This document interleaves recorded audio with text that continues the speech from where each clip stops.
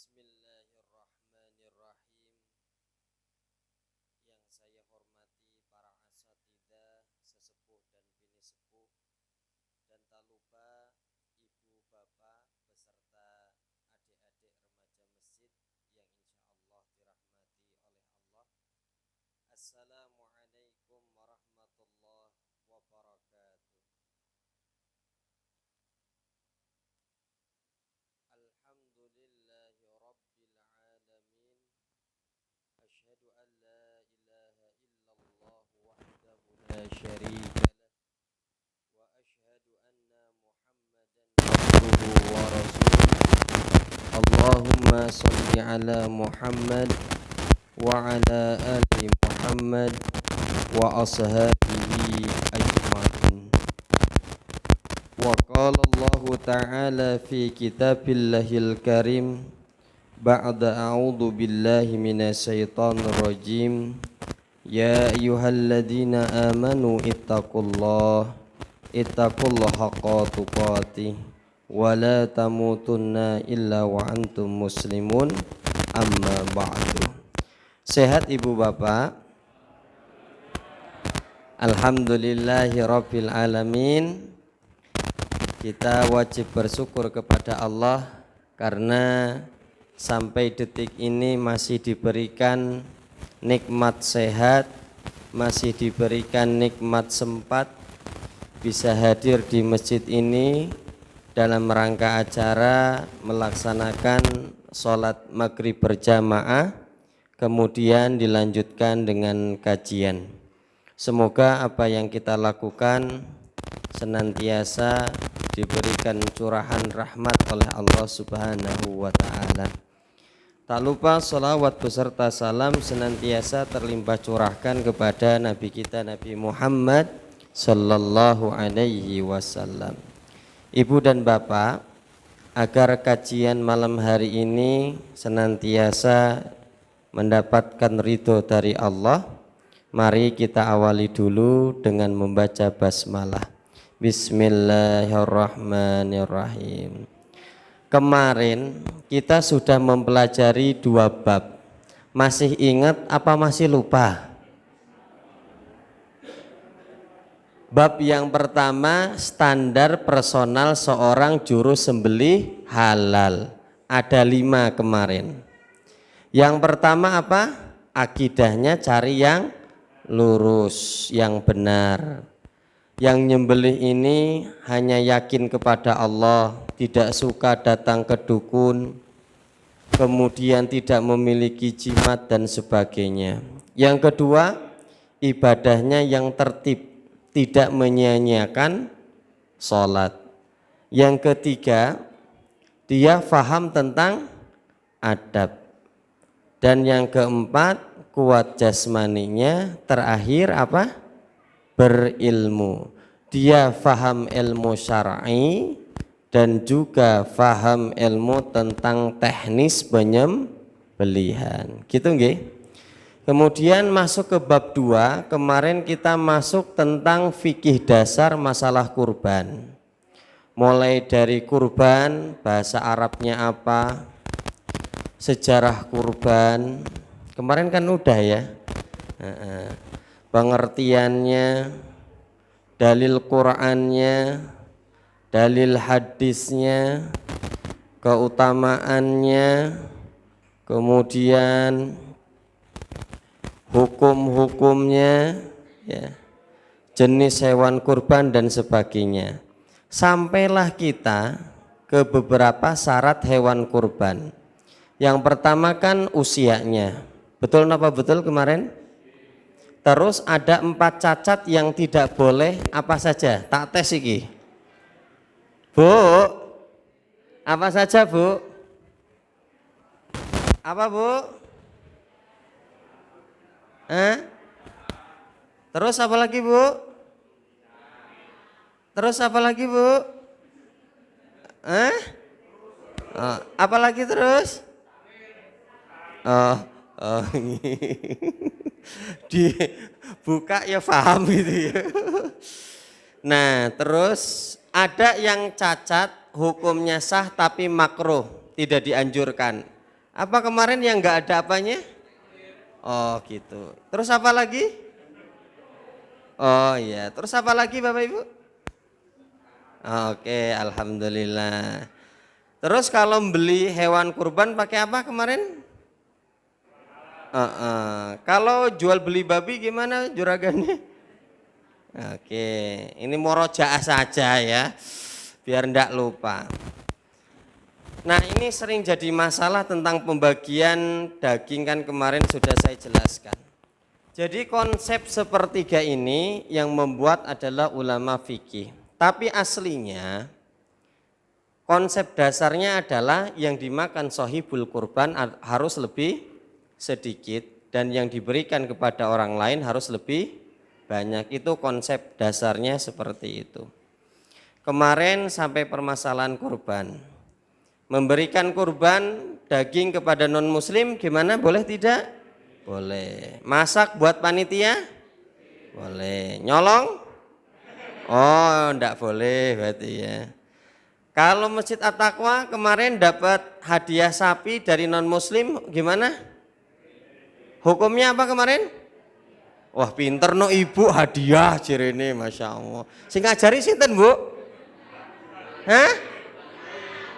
Oh Pak Dede, alhamdulillah. Nah, yang kemarin mulai ke arisan nggih. Terakhir kayaknya di sini. Jadi arisan itu tidak dianjurkan karena usia kita tidak tahu siapa yang menjamin. Kemudian harganya kan berubah-berubah. Lebih menganjurkan apa? Tabungan. Nah, mulai masuk perkara yang ini. Nah, Bapak dan Ibu, yang tidak boleh dilakukan dari hasil sembelihan kurban adalah dijual dan dijadikan upah. Nah, dua poin ini.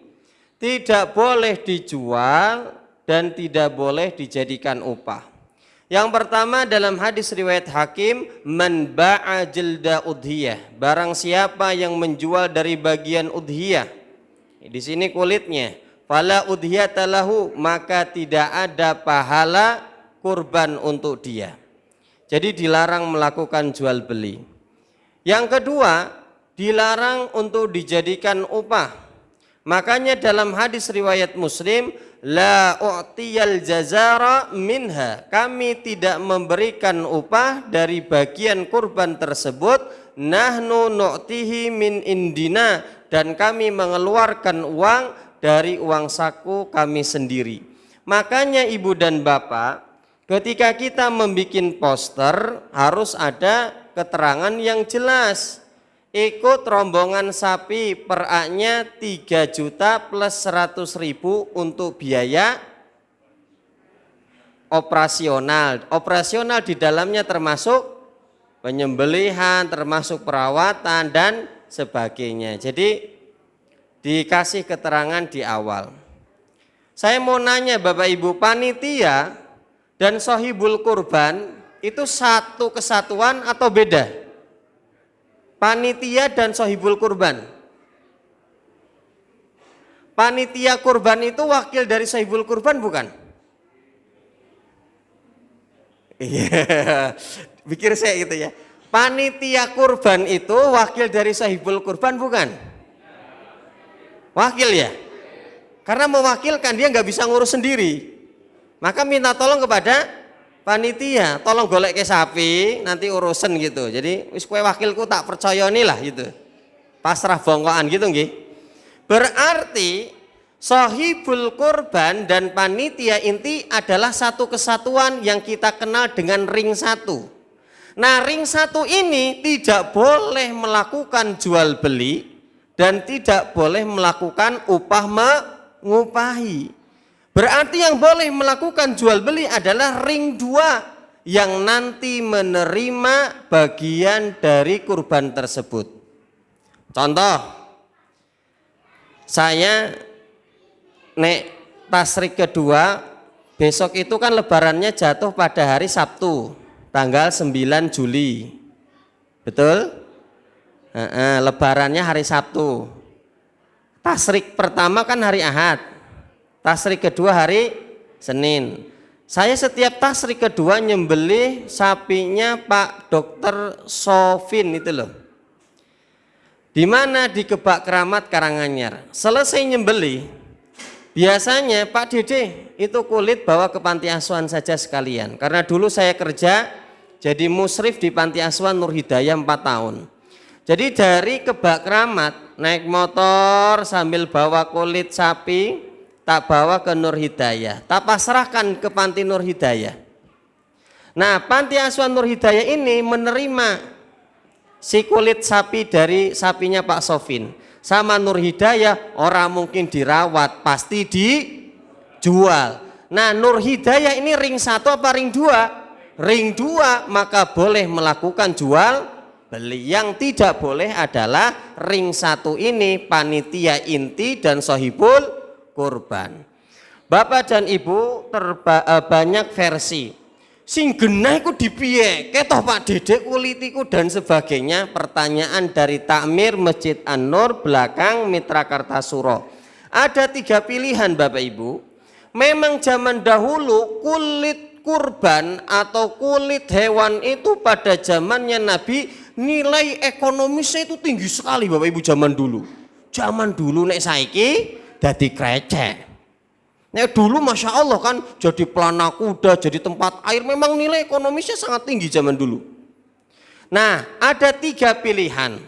Yang pertama boleh disedekahkan, seperti konsep tadi yang saya ceritakan. Atau konsep kedua boleh dibagi rata, kayak apa? Masjid Al-Furqan Pak Joko. Lah ini ada Juleha dari Colomadu. Kalau di Masjid Pak Joko Baturan belakang SMA Colomadu, karena Pak Joko gelem repot, itu kulit dikeropok, dibakar itu loh Bapak Ibu, digodok, disobek-sobek, masukkan plastik, bagikan rata. Itu konsepnya di Masjid Al-Furqan. Atau yang ketiga Bapak dan Ibu, yang pertama disedekahkan, yang kedua diurusi, yang ketiga boleh dijual asal yang menjual adalah ring 2. Misalnya di sini ada ketua TPA masjidnya. Mas siapa di sini biasanya? Tapi dia tidak ikut kepanitiaan, cuman bantu-bantu saja. Dia bukan ketua, bukan sekretaris, bukan bendahara. Jadi hanya sekedar jamaah masjid saja. Tapi dia posisinya ketua remaja masjid atau TPA. Boleh dari panitia memberikan kepada ketua remajanya ini saya kasihkan kulit kenjenengan sama jenengan dijual, uangnya masuk buat kas masjid, operasional TPA tidak masalah. Karena yang menerima dia bukan panitia inti. Bisa diterima sampai sini? Nanti boleh dibertanya kalau masih bingung nggih. Nah, intinya Bapak dan Ibu, sohibul kurban dan panitia inti adalah ring 1 yang tidak boleh melakukan jual beli dan upah mengupahi. Bisa diterima sampai sini? Ada masalah lagi Pak. Pak Dede, panitia yo kesel. Kadangkala enek tambahan plastik, daging. Tapi jangan ngomong itu upah. Akotnya bilangnya apa? Hadiah gitu loh. Sama-sama dapat tapi beda akot. Ingat, upah itu dilarang, jual beli itu dilarang. Ring 1. Nanti kalau masih bingung boleh session pertanyaan nanti. Nah, di sini saya sudah jabarkan antara hak dan kewajiban panitia kurban, kemudian hak dan kewajiban sohibul kurban. Bapak Ibu, saya bikin slide ini lama sekali. Dan saya sudah kasihkan kepada teman-teman DPD Juleha Soloraya. Nanti hari ketiga, pertemuan ketiga terakhir, kalau jenengan pengen slide-nya saya kasihkan gratis. Besok pertemuan terakhir bawa flash disk, nanti kopikan buat dibaca-baca gitu. Nah, selanjutnya Ibu dan Bapak, yang pertama kali dimakan oleh sohibul kurban, sunahnya adalah hatinya dulu. Makanya panitia kurban kalau mau ngasihkan ke jatah sohibul kurban, jangan lupa masukkan apa? Hati kurbannya. Akala min kabidi udhiyah. Nabi itu kalau mau memakan dari bagian jatah kurbannya, yang pertama dimakan adalah bagian hatinya. Ada kasus lagi, Pak, Bu, jenengan itu belum akikoh, tapi pengen kurban, gimana Bu? Akikoh dulu apa kurban dulu Bu? Hah? Akikoh sih. Ngono ya Bu ya? Kita jawab, akikoh dan kurban itu enggak ada hubungannya Bapak Ibu. Jadi ibadah kurban, ibadah akikoh itu tidak ada hubungannya. Kalau wudhu dan sholat ada hubungannya enggak? Ada. La tuqbalu sholatun bi ghairi tahur. Syarat sahnya sholat harus bersuci dulu. Tetapi syarat sahnya kurban harus akikoh dulu, tidak ada Bapak Ibu. Loh kok bisa Pak Dede? Karena kewajibannya beda, yang bertanggung jawab beda. Kalau akikoh yang tanggung jawab siapa? Bapak kita. Kalau kurban pribadi masing, sampai sini bisa diterima nggih? Nah jadi beda kewajiban. Kalau jenengan mau kurban tapi belum akikoh, ya kurban saja, nggak usah mikir akikoh, karena akikoh ndak tanggung jawab jenengan. Akikoh itu tanggung jawab bapak kita. Sampai sini bisa diterima? Pak Dede gini loh, kan bapak dulu orangnya orang awam, belum ngaji, duit yo enek jane, tapi orang ngepengke, jadi semua anak-anaknya ndak diakikohi. Atau gini, dulu memang ndak punya duit, jadi anak-anaknya semua belum diakikohi. Lah gimana? Maka Hasan Al-Basri dan Imam Ahmad menjawab, idza dhahu an ghulam faqad azza'at anhu minal akikoh. Dijelaskan, barang siapa yang dulu belum akikoh karena sebab satu dua hal, ketika dewasa dia berkurban, maka kurbannya telah menghapuskan akikoh yang belum ditunaikan Bapak Ibu. Alhamdulillah, saya belum diakikohi soalnya Pak Dede. Itu pendapat Imam Ahmad dan Hasan Al-Basri. Saya ndak mantep Pak Dede, ya monggo nek duit sesuk akikoh, sesuk eneh kurban. Kan sini sultan semua gitu ya. Amin. Itu jadi jenengan sudah dapat dua materi tentang standar personal jagal dan fikih dasar masalah kurban. Sebelum saya lanjut ke bab 3 tentang manajemen resiko, jangan sampai kurban itu terjadi kecelakaan dan membahayakan warga. Silahkan kalau ada yang mau tanya. Saya minum dulu nggih.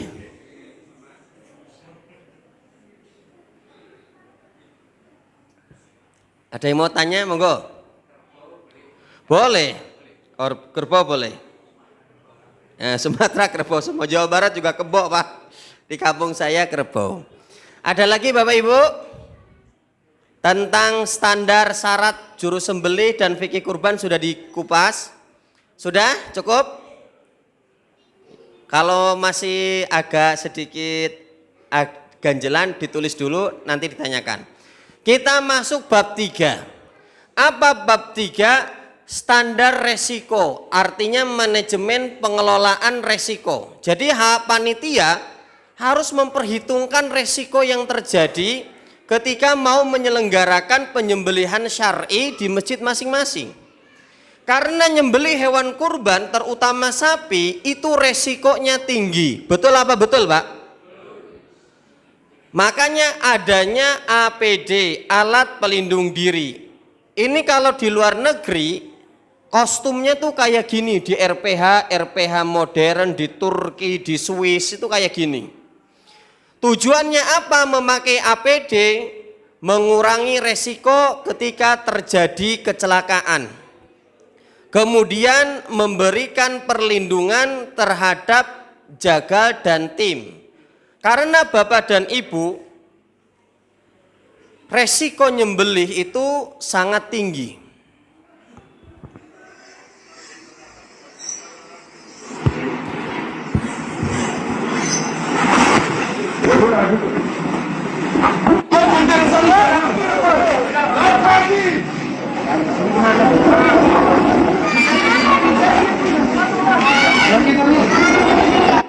उस साइड से आ जाओ मुझे कोई मसला नहीं कोई मसला नहीं कोई मसला नहीं साथ में 1 3 go ध्यान ये भी नहीं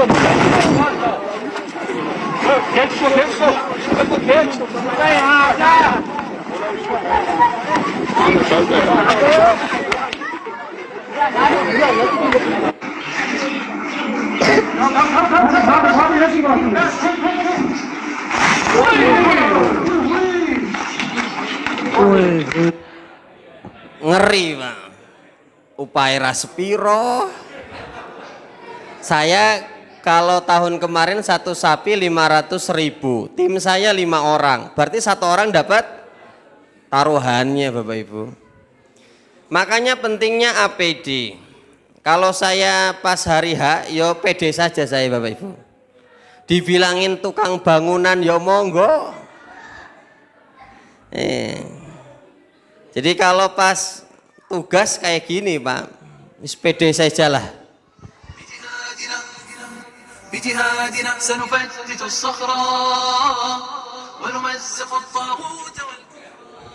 Kayak mau perang aja ini ya.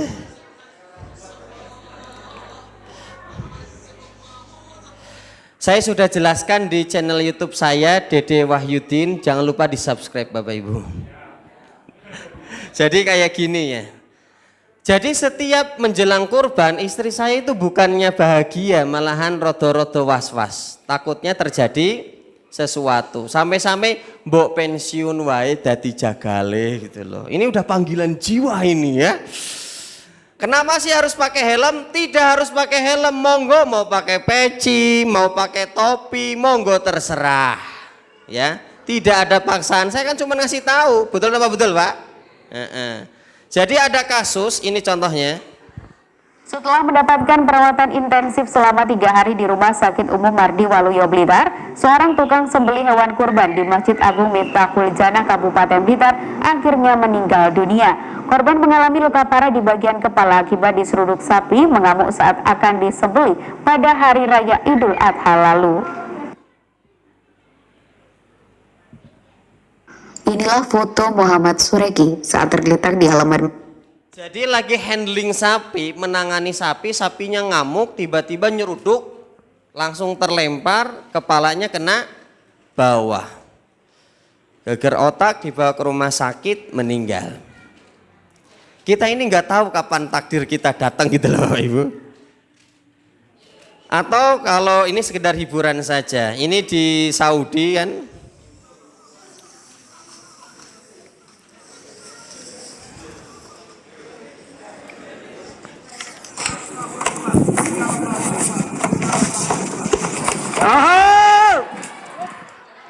Sobek itu kulitnya Pak, berdarah ngocor sobek. Jadi saya itu kalau jagal tetap kepala tak lindungi, entah itu pakai topi, pakai peci atau pakai helm.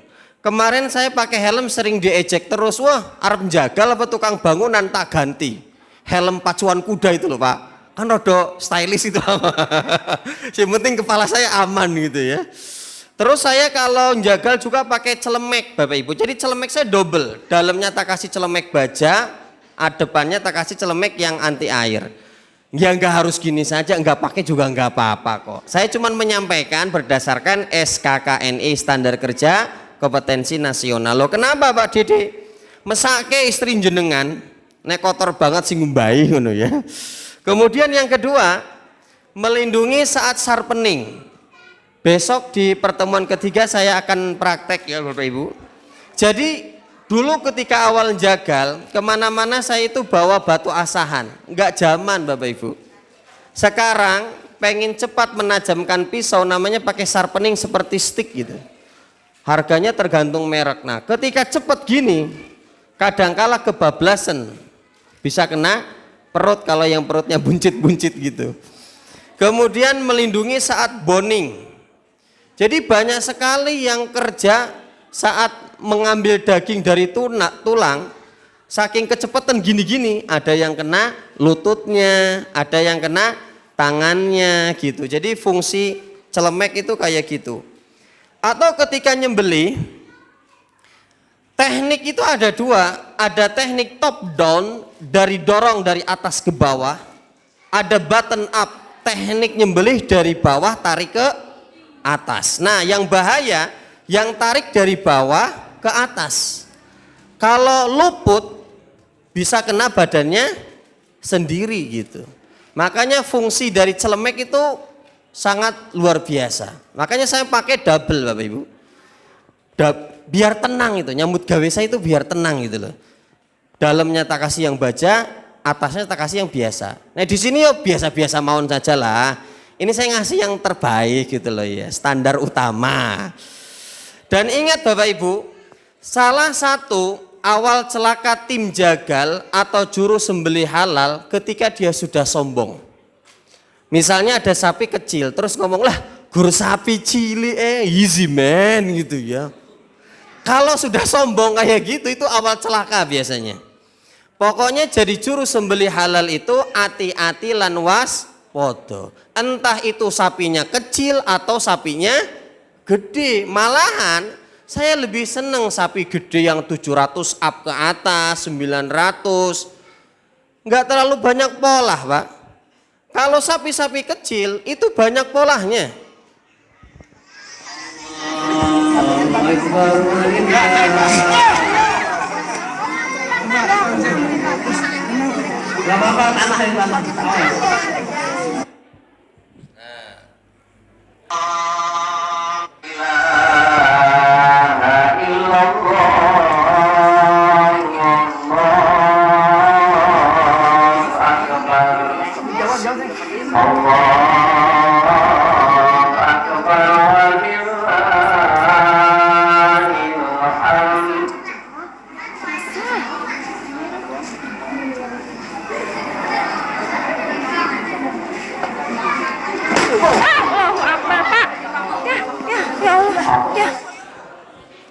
Di pertemuan terakhir saya akan kasih tentang handling sapi, termasuk pokoknya hari ketiga nanti puncaknya. Makanya ibu bapak, tim jagal dan warga harus tahu sapi itu ada dua, ada sapi galak dan sapi jinak. Galak ada dua, ada galak bawaan lahir dan galak karena keadaan. Galak bawaan lahir, contoh kita survei ke kandang baru dideketin itu sudah pengen nyeruduk kita saja. Dipegang tali kelohnya itu sudah risih. Oh berarti ini galak bawaan lahir. Atau yang kedua, galak karena keadaan. Karena disimpan di tempat yang panas, terlalu banyak bocil, ternyata bocil-bocilnya ganggu sapi, ngelempari pakai kerikil. Atau tim jagale sing nunak nuno orang dangdang ngono. Yang tadinya jinak bisa berubah menjadi galak. Kalau bapak-bapak yang di rumah itu galak keadaan atau bawaan lahir?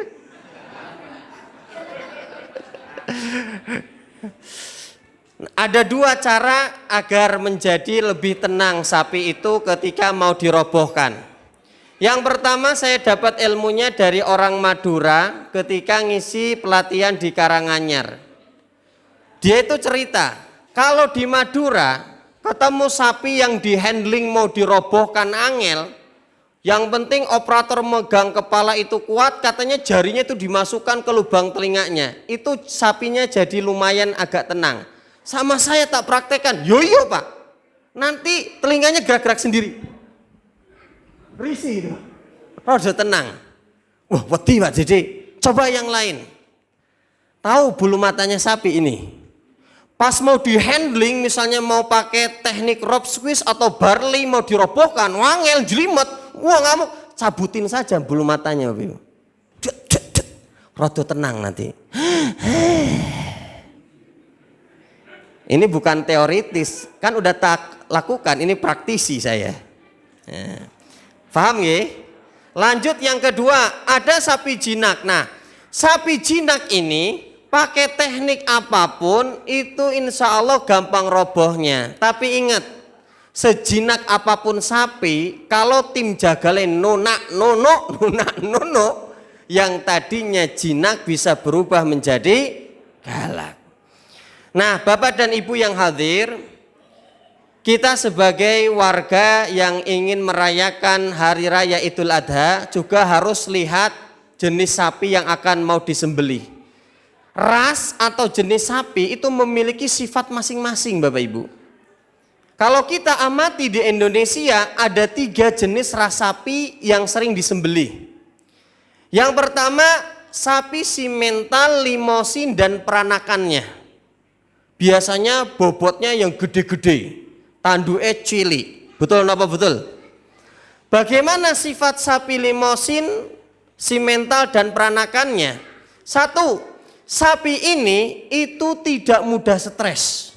Walaupun ditonton banyak orang, diganggu bocil, rodo panas, orang gampang stres, santai wae.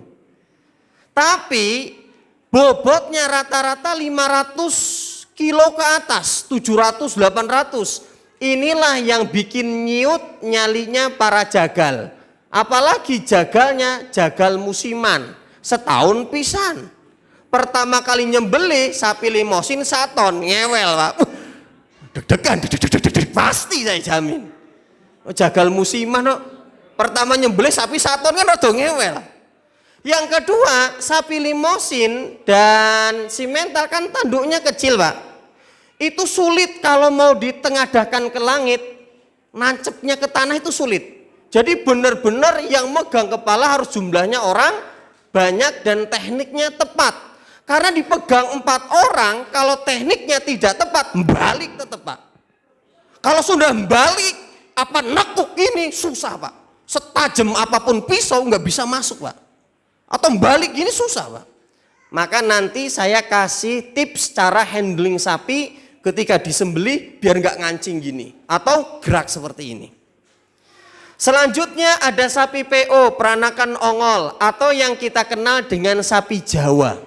Yang gelembernya itu panjang. Sifatnya apa Pak Didi? Sapi PO atau sapi Jawa, yang pertama sapi ini sangat mudah stres sekali Bapak Ibu. Kepanasan, stres. Diganggu bocil-bocil, stres. Jagale nonak-nonok, stres. Iya, serius. Dan sapi PO terkenal sapi ras yang suka nendang. Maka kalau dekat sapi Jawa atau PO, yang harus diwaspadai kaki belakangnya. Karena paling suka nendang Bapak Ibu.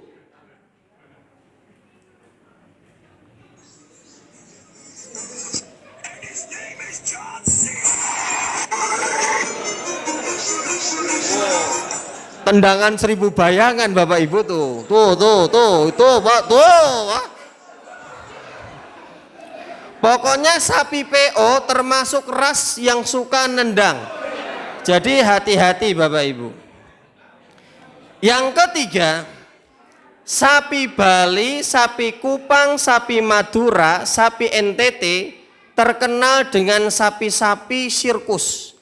Karena ini adalah sapi kiriman dari luar Jawa, dari Sumatera, dari Bali, yang mereka di luar Jawa itu diumbar di kebun sawit. Orang nganggo keloh barang Bu. Jadi jarang disentuh manusia. Makanya sapi Bali, Kupang, Madura, NTT yang pertama tenagane rasa tenanan Bapak Ibu. Walaupun sudah dirobohkan iso tangine, dirobohkan tangine, maka dikenal oleh para jagal sapi sirkus, saking agresifnya. Kemudian, nah ini sudah ambruk bisa berdiri lagi. Dan hati-hati, sapi luar Jawa ini kalau berada di depannya waspadalah, waspadalah, karena senang nyeruduk Bapak Ibu. Contoh,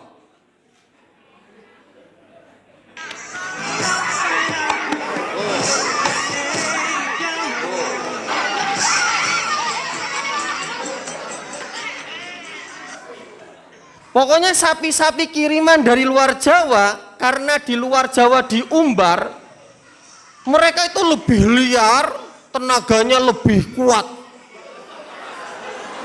Jadi Kalau memang badannya kecil Pak, tapi lebih agresif. Maka tim jagal kalau besok nemu sapi kayak gini harus hati-hati. Bisa diterima nggih? Tangan kalau saya yang kiri tetap pakai sarung Pak, minimal pakai sepatu boot. Kalau jenengan pengen tahu di luar negeri itu kalau kerja ya profesional Bapak Ibu. Di Swiss, nah nguliti sapi itu lengkap. Tangan kirinya itu pakai pelindung sampai pergelangan tangannya. Ya sendiri gitu. Tuh tempat pisaunya juga itu dari bahan yang tidak tembus. Kayak gitu Bapak Ibu. Ada gambar contoh. Ini teman saya handling sapi, sapinya guling, tanduknya kena sepatu botnya Pak. Coba bayangkan kalau ndak pakai sepatu bot, langsung ke Karima Utama Pak. Saya 2 tahun yang lalu nyembelih di Masjid Asobah Banyudono. Saya lagi handling sapi, megang sapi mau dirobohkan. Kaki saya tak tarik gini kok angel men. Ternyata apa? Kepidak sapi tapi nggak kerasa. Untung saya pakai sepatu. Coba kalau ndak, jarinya meretel kabeh pasti. Minimal pakai sepatu bot lah. Amankan tangan kiri. Biasanya tangan kiri itu yang sering kena pisau. Betul apa betul? Jenengan rampung Idul Kurban, biasanya yang kiri itu banyak nganggo plester. Walah lagi perih-perih kabeh. Yang kiri biasanya pakai ini. Mau kayak gini Bapak Ibu. Di Masjid Al-Fajr belakang UNS itu ada cerita juru sembelih halalnya ketika nyembelih, set, yang megang kepalanya gak kuat, kepalanya gerak, pisaunya itu kena tangannya. Ada juga jagal dari Semarang Pak Srianto juga sama. Dan ketika mau merobohkan sapi, tolong kanan kiri sapi harus kosong. Semuanya ada di belakang sapi saja, narik tambangnya. Yang di dekat sapi cuman handling yang memegang kepala saja, sing wani. Kenapa? Karena sapi itu kalau didorong ke kanan bisa jadi ambruknya ke atau sebaliknya. Ini kejadian Pak.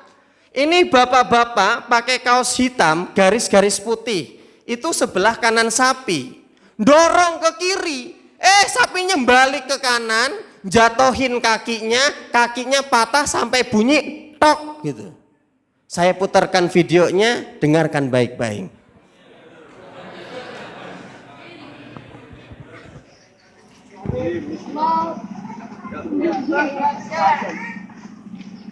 Gila ya kepala.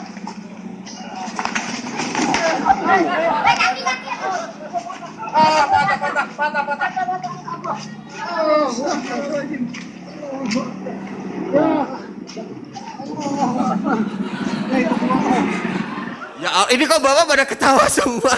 Itu patah lah. Astagfirullah tuh Pak.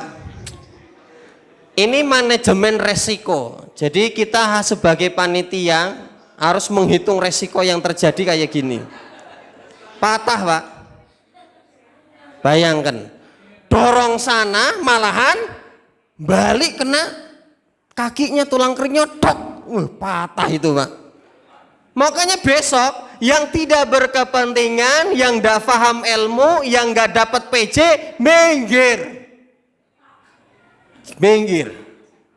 Yang bertugas yang ada di TKP, yang sudah ditunjuk untuk handling, yang sudah ditunjuk untuk merobohkan.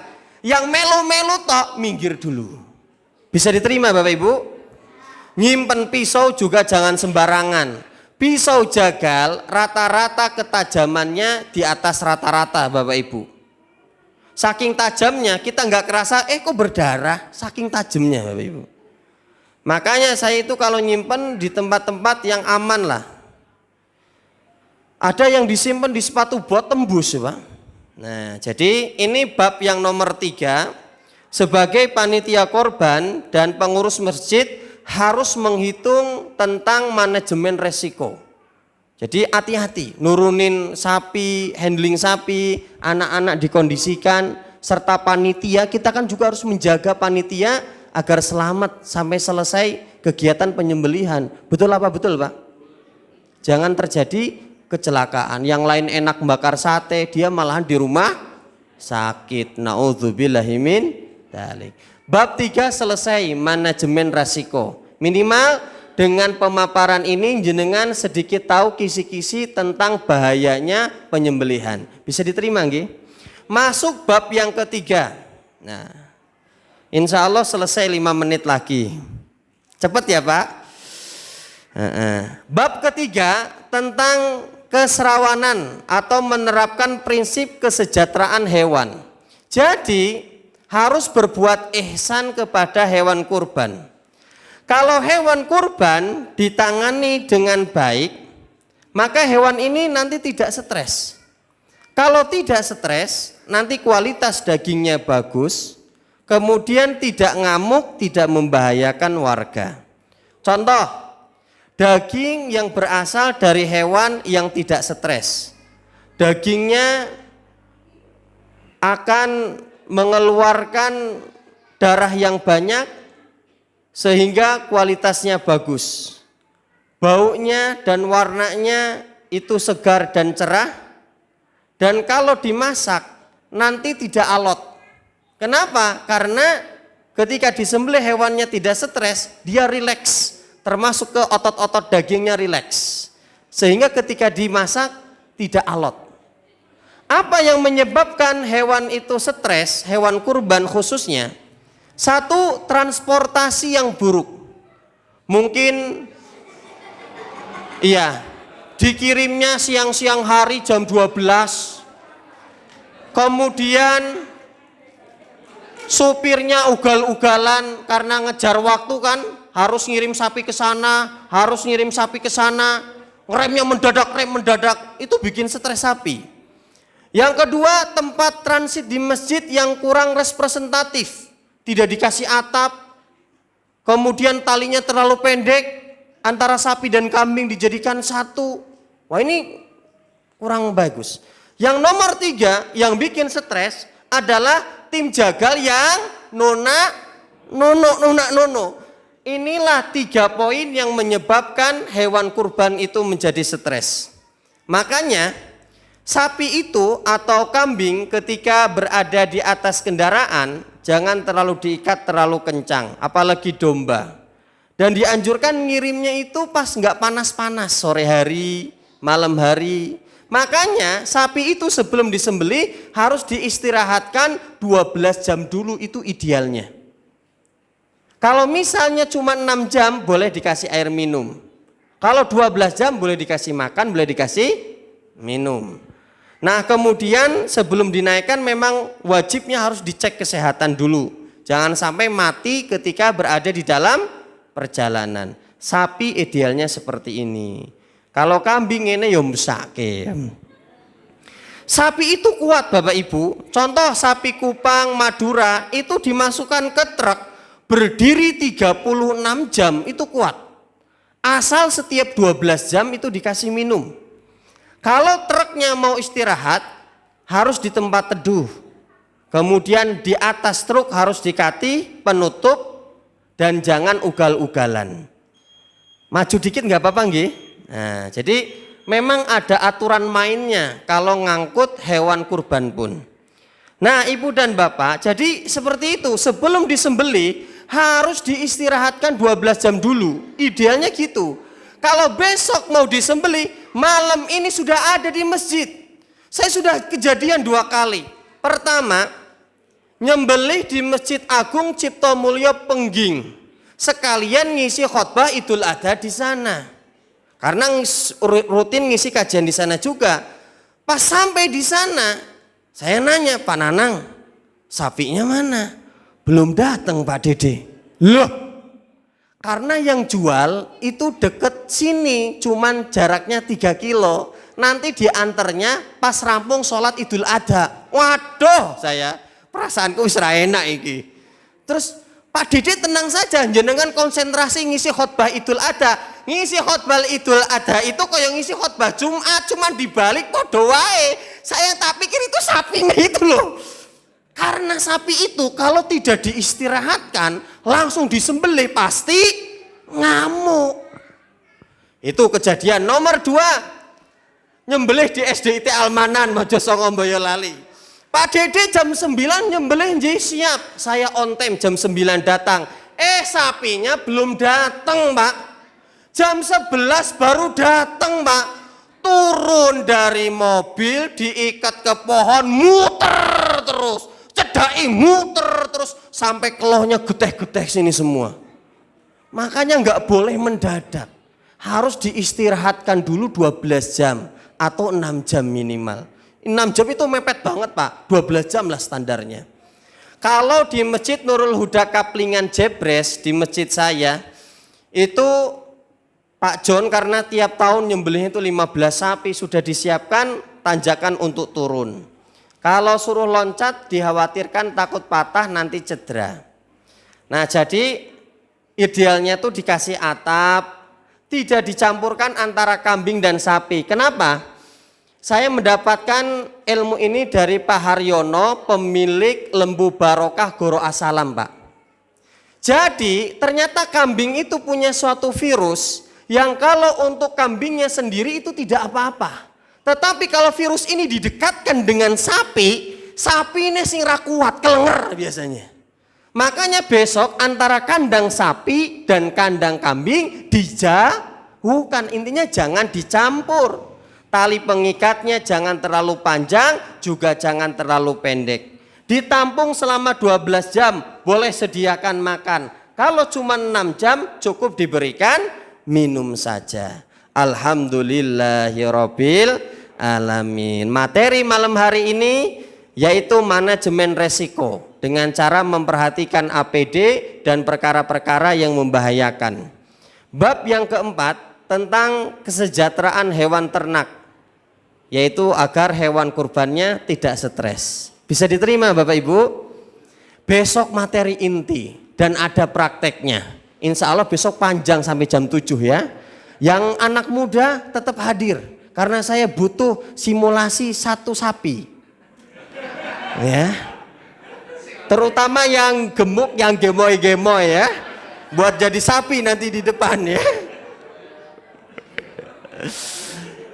Monggo Bapak Ibu, masih ada waktu. Kalau ada yang mau bertanya saya persilahkan. Boleh materi yang tadi di awal, fikih dasar dan standar personal jagal. Boleh urusan teknik 2 bab ini. Oh tidak ada, alhamdulillahirabbil alamin. Besok kita masuk materi inti tentang penyembelihan syar'i, termasuk saluran apa saja yang harus diputus menurut mazhab Hanafi, Syafi'i, itu saya jelaskan besok. Yang menghadap kiblat itu kepalanya, badannya apa lehernya, saya jelaskan besok. Ngukur pisau itu gimana Pak Dede? Pakai perasaan atau pakai apa?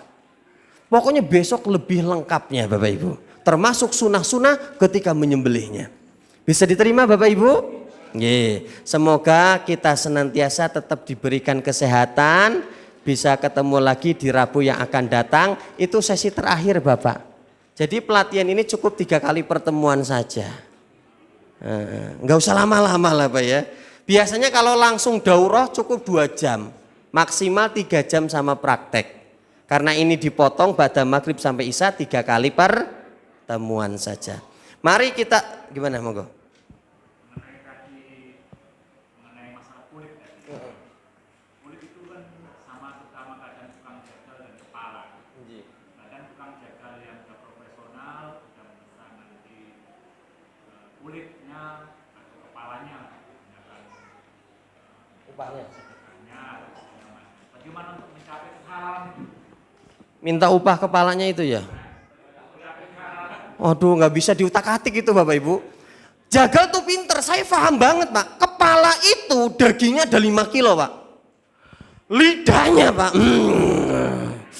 otaknya Pak, itu kalau dikalkulasi memang regone dhuwur Pak. Kaki sapi itu kalau dimasak 2 panci Pak. Makanya tukang jagal pilih kepala dan kaki ya masuk Bapak Ibu.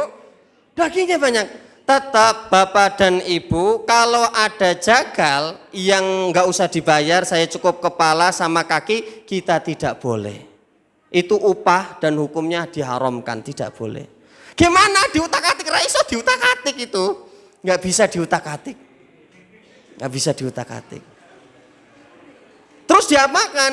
Ya sudah, lebih baik dihadiahkan atau diberikan kepada jamaah atau siapa, biasanya gitu. Nek gelem ya diurusi kabeh.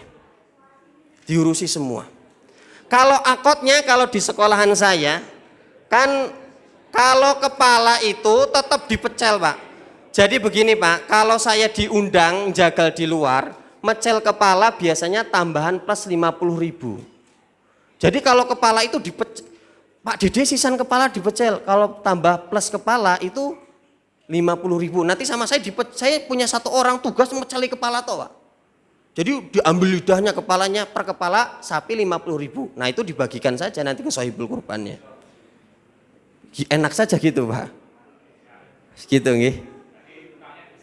Nggih. Gitu Bapak Ibu. Sampun nggih? Boleh.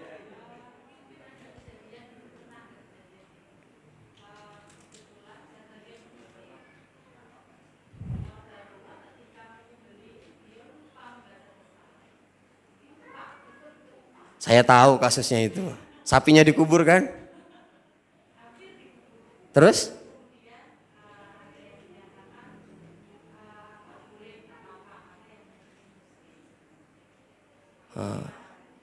Nah, memang Bapak dan Ibu, di dalam ayat ceto welo welo itu dijelaskan ini dalilnya.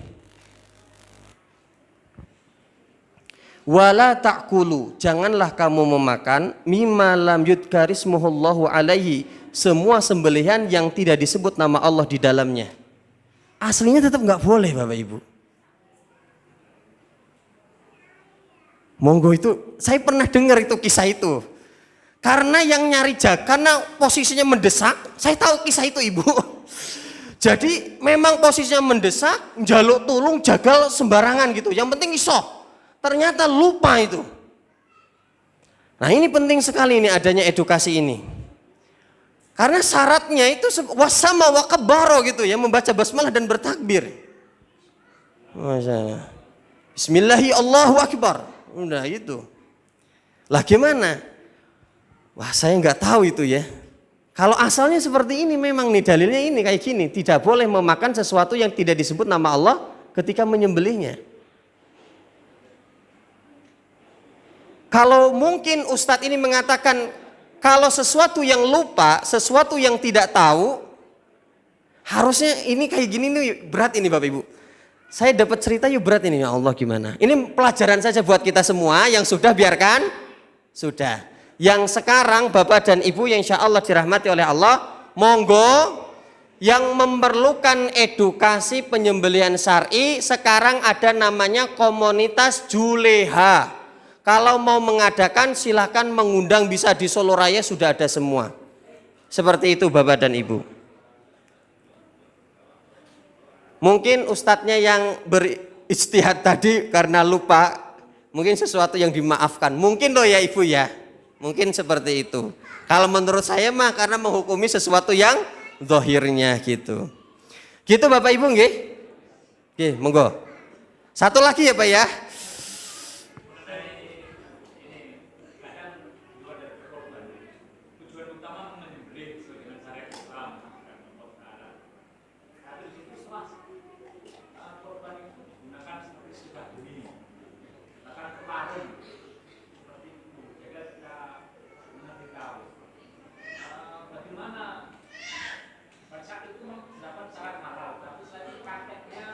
Maka ini dalilnya.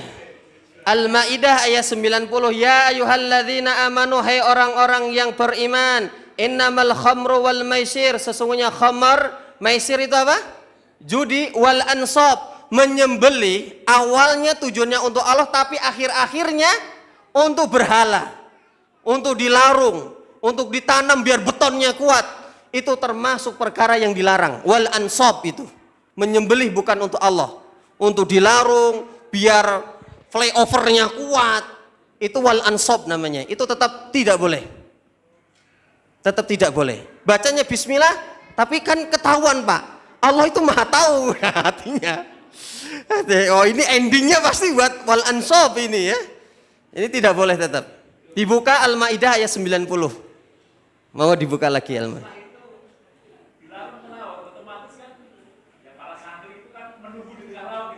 Nah, pasti sebelumnya sudah ada niatan dilarung, tidak mungkin itu. Pasti sudah ada, Pak. Tiba-tiba tak larung tuh tidak mungkin. Itu sudah by rencana itu ya sebenarnya. Wah, astagfirullah. Di mana Pak, Jogja? Oh. Ji. Itu tuh wal ansab, Pak. Tetap dilarang. Gitu ya Bapak Ibu. Nanti buka di tafsirnya saja Al-Maidah ayat 90. Gitu ya Bapak Ibu, karena habis ini OTW saya mau ke Sudimoro ya. Semoga yang sedikit ini bermanfaat. Kalau masih ada pertanyaan silahkan dicatat. Besok ketemu lagi, besok lebih panjang. Bisa sesi diskusinya lebih mendalam. Mari kita akhiri dengan membaca hamdalah dan doa kafaratul majelis. Alhamdulillahirabbil alamin. Subhanakallahumma bihamdika asyhadu an la ilaha illa anta astaghfiruka wa atubu ilaik.